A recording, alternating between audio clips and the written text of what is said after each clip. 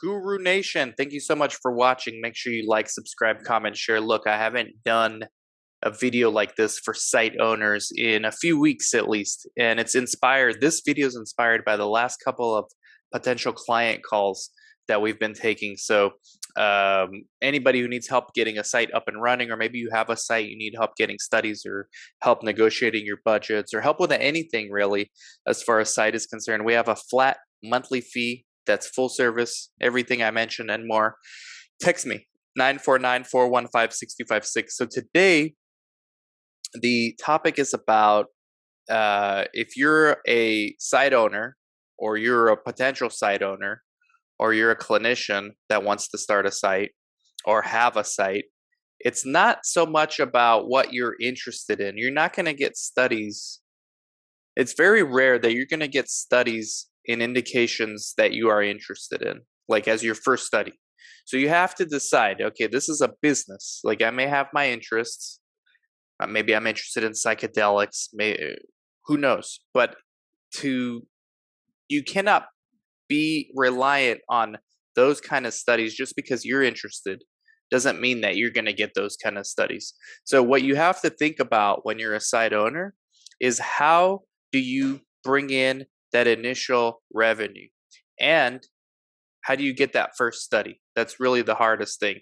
That's on average in a 2022 very hot clinical research market right now. There's a lot of need for sites.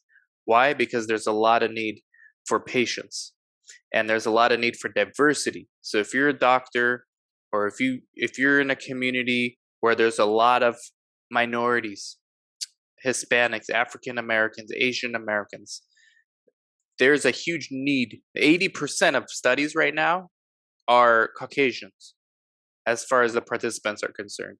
So if you have diversity in your database or in your private practice, that's one thing that's going to definitely make you stand out. Now, with that being said, it's still going to be tough to get your first study because you're most likely research naive and nobody knows about you. So really, your goal is to get any study you can and then figure out a way to recruit and randomize at least a couple of patients. As long as you don't give the sponsor zero, right? So let's say you tell them, hey, I'm going to randomize 10, and you only end up randomizing 2 or 3. That's still okay. They're still going to come back to you for future studies, that sponsor and that CRO. Why? Because you're still providing them data. You're making it worth their while. If you provide 0 patients, that's a different story. So the name of the game is get that first study as fast as you can. It's going to take 3 to 4 months on average. And then the next study is easier, and the one after that's easier. Why? Because you're building up your CV, you're building up your expertise. And I know, I don't know, I haven't heard anyone talk about this in the industry for a while, but the Transcelerate initiative was like this big database where all the sponsors would share databases of PIs and whatnot. I'm pretty sure there's still a form of that going on. So somehow when you do that first study, you're probably put into this database. You're certainly put, if it's a CRO, you're put into their database. And then they come at you with new studies. So it becomes easier to get your studies. And eventually, you can start getting some of the studies that you're interested in. But it's very unlikely it's going to be at the beginning. So that's number one. Number two, once you get your first study, your startup payment's only going to be like between $5,000 to $10,000. That's it for the study startup. That's not a business. That's not a foundation for a business. That's enough to maybe give you some breathing room, maybe help you hire an assistant, but it's not enough, in my opinion, to go out and rent a space or to hire like a full-time coordinator. I would prefer that the site owner do that, or if you have budgeted money for that you've saved, then use that to hire a CRC in the case of whether you're a physician, right? You're not going to be the coordinator if you're the physician, although I have heard of some, but it's not recommended. I definitely don't recommend that. So that's number one.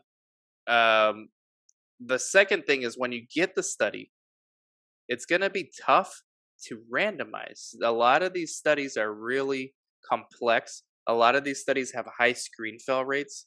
I'm doing a study right now. The first study I got for my brand new clinic, Yuma Clinical Trials, screen failure rate something like 75%. So it's tough to find. It's literally like needle in a haystack. So you may think for indication XYZ that your database is robust, but really when it boils down to it, where the rubber meets the road, you're going to have maybe 10% of that database with that indication qualify on paper, and on paper is much different than in real life, and that's 10% of your entire database.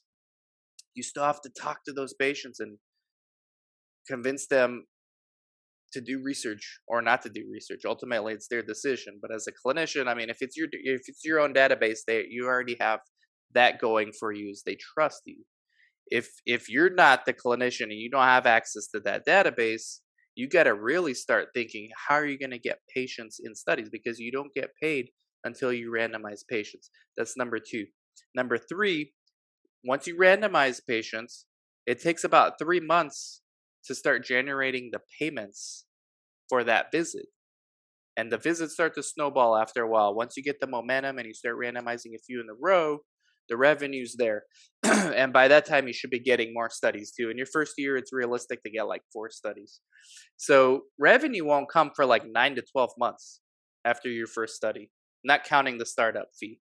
So those are some things to think about as a new site owner.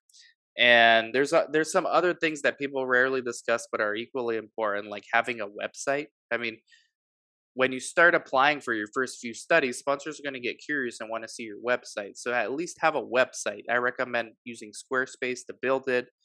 I like Squarespace because, and this is what I do for some of our clients, it's an extra service, but I'll make the website for them. Squarespace, you can create a blog on there. You can put a video blog, an audio podcast. I love Squarespace, a written blog.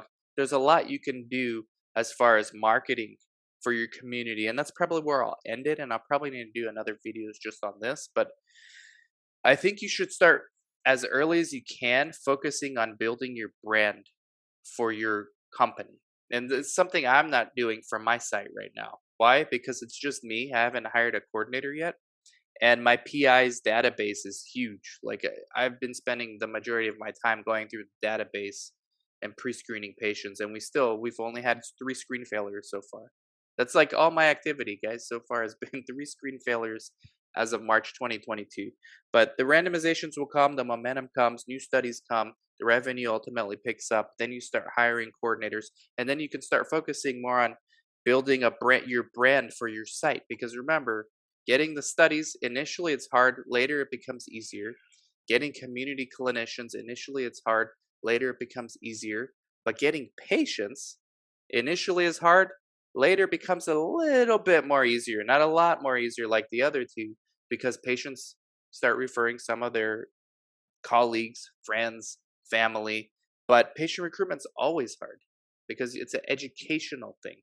So focusing early on building a brand in your community, hyper local, like what things about Yuma, and then tying it into health, tying it into medicine, gently introducing the idea of research just so the community starts to understand who you are. You can do that through a simple website like having a Squarespace website. So I just wanted to make a quick video for you guys, for the site owners, like 3 or 4 tips and tricks and things to expect as a site owner. Good luck, Guru Nation. If you need help, send me a text 949-415-6256. Catch you all later. Bye bye.